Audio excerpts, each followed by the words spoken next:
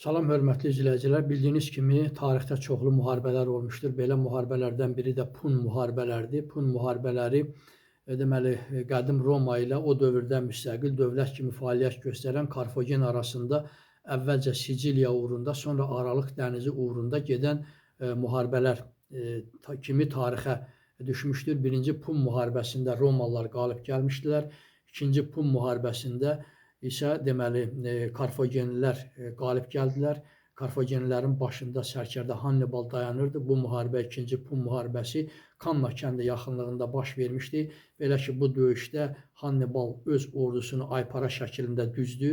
Deməli, cinahları güclü etdi, ortanı isə zəif deməli qüvvə ilə yerləşdirdi və beləliklə də döyüş başlayan zaman Romalıların ordusu Hannibalın ordusunun içərisinə girdi və cinahdan onlara güclü zərbələr endirərək onları məğlubiyyətə uğratdı. Romalılar çoxlu sayda süvari və piyada itkiləri verdi və həmin müharibə yekunlaşdı. Bundan sonra deməli Hannibal Romalılara deməli sülh müqaviləsi təklif etsə də Romalılar tərəfindən bu fikir rədd olundu. Romalılar yenidən ordu topladılar. Hannibal da bu ərəfədə deməli Sirakuza şəhərini, Makedoniyanın özünə tərəf çəkə bildi və Romalılara qarşı deməli onlarla döyüşməyi deməli fikrinə düşdü.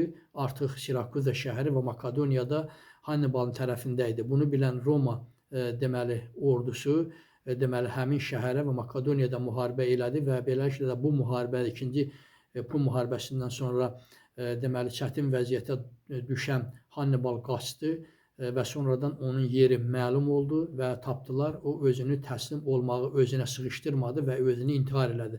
Onu da nəzərinizə çatdırım ki, ikinci Pun müharibəsində qədim Yunan alimi, çox məşhur, dövrünün məşhur alimi olan Arximet deməli həmin şəhərdə başı kəsilmişdi, yəni qətlə yetirilmişdi. Beləliklə də 3-cü Pun müharibəsində artıq Roma qoşunları, Roma ordusu Karfagen dövlətini tamamilə yer üzündən silməyə nail oldu. Çox sağ olun, kanalıma abunə olmağı unutmayın.